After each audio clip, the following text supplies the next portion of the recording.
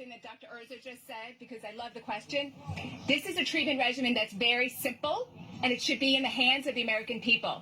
The difficult aspect of this is that at the moment, because of politics, it's being blocked from doctors prescribing it, and it's being blocked from pharmacists releasing it. They've been empowered to overrule the doctor's opinion. Why is this not over the counter, as you can get it in much of the world, in almost all of Latin America, in Iran, in Indonesia, in sub-Saharan Africa? You could just go and buy it yourself. And the dose, my friends, is 200 milligrams twice in a week, and zinc daily. That's the dose. I'm in favor of it being over the counter. Give it to the people. Give it to the people. Two more who can answer this question, and they know this information. Hi, everyone. I'm Dr. James Tedaro. I just want to add a couple comments to what Dr. Gold was saying. If it seems like there is an orchestrated attack that's going on against hydroxychloroquine, it's because there is. When have you ever heard of a medication generating this degree of controversy? A 65-year-old medication that has been in the World Health Organization's safe essential list of medications for years. Okay, it's over the counter in many countries. And what we're seeing is a lot of misinformation. So I co-authored the first document on hydroxychloroquine as a potential treatment for coronavirus. This is back in March, and that kind of kicked off a whole series of a storm on it. And since then, there's been a tremendous amount of censorship on doctors like us and what we're saying, and a number of us have already been censored. That Google document that I co-authored was actually pulled down by Google. And this is after now many studies have shown that it is effective and it is safe. You still can't read that article. And there's also this misinformation out there. And unfortunately, this has reached the highest orders of medicine.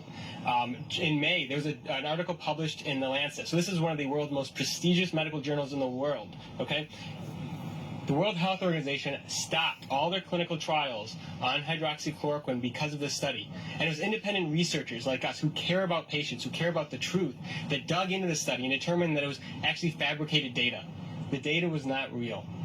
And we did this so convincingly that this study was retracted by The Lancet less than 2 weeks after it was published. This is almost unheard of, especially for a study of this magnitude. So I apologize to everyone for the fact that there is so much misinformation out there, and it's so hard to find the truth. And unfortunately, it's going to take looking in other places for the truth. That's why we formed Frontline Doctors here, to try to help get the real information out there. Would you say your name? I'm Dr. James Tedaro. Your website. Yeah, so most of my thoughts I actually publish on Twitter. Twitter has been great lately. So my name is James Tedaro, MD, Todaro, MD. But I also have a website, medicineuncensored.com, which contains kind of a lot of the information about hydroxychloroquine. I think is much more objective than what's going on in other media channels. One point in terms of Twitter. That's important because, as I understand from not only from doctors but from other people in the media, that YouTube has blocked information specifically about hydroxychloroquine. So I'll go ahead and address that real quickly.